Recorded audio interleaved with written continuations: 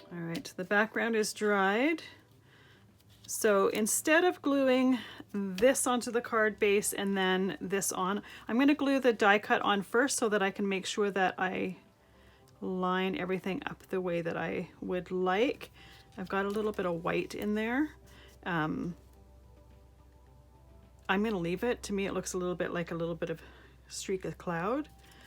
But this way, this is actually up a little bit higher than I think I put the lines in, but I just like the way it's placed. So I'm gonna go with scissors and trim that once I've got it glued down.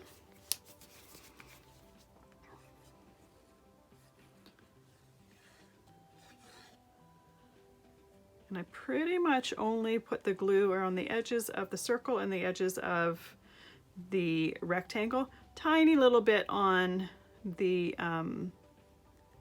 lighthouse, but I don't necessarily worry about each one of those leaves because, or not leaves, waves, because they're really not, to me, going to catch on anything. I'm just going to hold this down in place for a few seconds.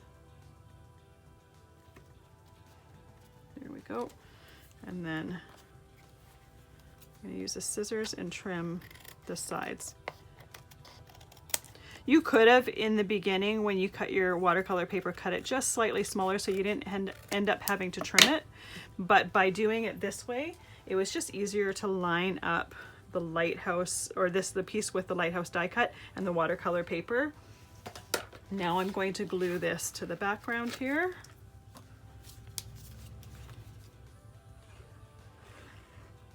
And really, trimming a sliver off with your scissors is not that big a deal. Line that up on the card. I'll lay my acrylic block on that while I'm doing the next piece. So I'm going to put some foam tape on the back of my chair here. This particular one has a little thin strip on the side that I'm going to be using. The other thing that I did off camera was I have this die cut that has teeny tiny little leaves. We're going to put a little wreath on the lighthouse, so I've got that already die cut ready to go.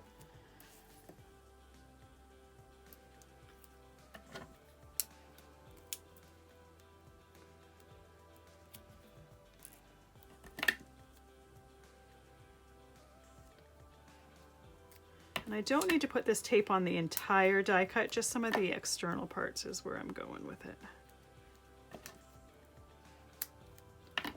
Once again, I just liked the look of it being popped out a little bit. But you could absolutely glue it flat if you wanted. The one thing you want to do though is if you have, like there, right there, there's a tiny little bit of the tape popped out. You do want to glue it or cut it off, because even though this is white, you do see if there's bits of tape there. I'm going to put one up here. And this, whoops, this one I know I'm going to have to trim the sides because it's a little bit wider than my tape.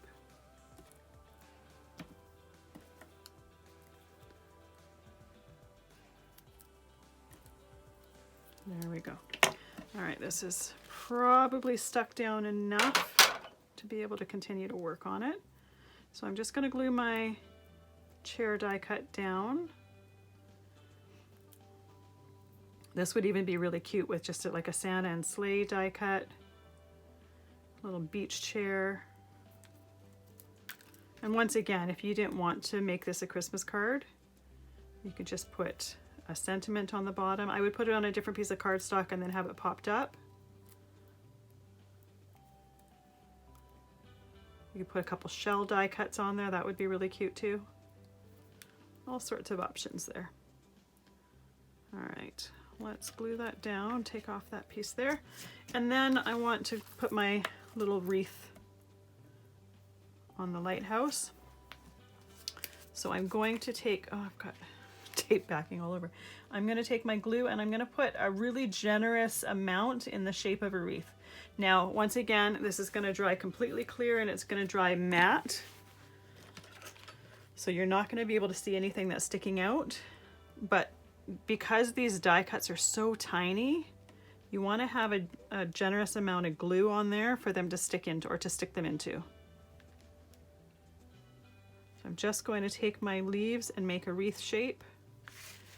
I actually have 2 different shades of green here just to add a little bit of variety. And I'm using a fine tipped tweezers to place them. These leaf die cuts are just a little bit tiny to try to do it with your fingers.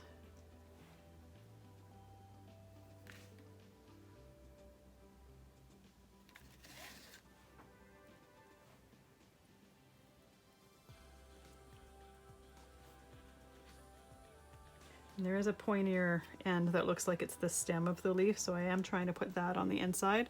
But if you get one backwards, I highly doubt anyone's going to notice.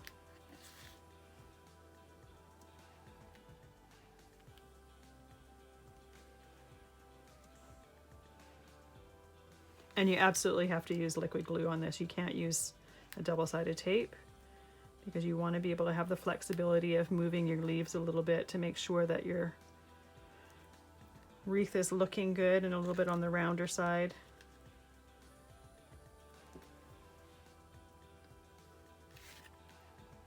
You could also take, say, 2 circle punches, have a small circle and then a larger circle around it, make a wreath that way. I just don't happen to have 2 circle punches that are good sizes for that. So these leaves are just a great way to add that texture.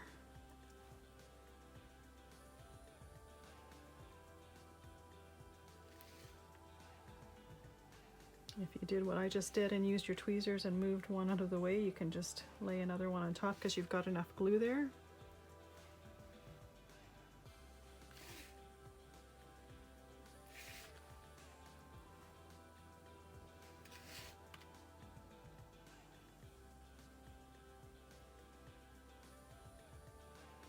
So having that liquid glue there just gives you that flexibility. And then I have some ribbon. I'm just going to do a quick bow with it. So I want to make it as small as possible, but to try to get a small bow from the beginning is going to be very frustrating. So I'm doing a regular size bow, a bigger bow, and then I'm just going to pull the tails to make it smaller. So in the end, I'm going to have a bit of a waist there, but I typically save that, and sometimes I'll make cards where I just have a knot and I'll use that piece for that. And then these are not good ribbon cutting scissors. They're good little snips, but they're not good for ribbon cutting. So there we go. Let's get that. And then even though I've got a lot of glue in the center, I'm going to put some glue on that top there to put my bow in. If you have some really pretty thread, you could do that there too. This one's actually even bigger than that one. There we go. So this glue is all still really wet, so that needs to sit aside to dry as well. So once again, I'm going to put that somewhere where I'm not going to touch it. But there we go. There is our second coastal Christmas card. And once again, you could leave those elements, the Christmassy elements off and have it just a beachy card.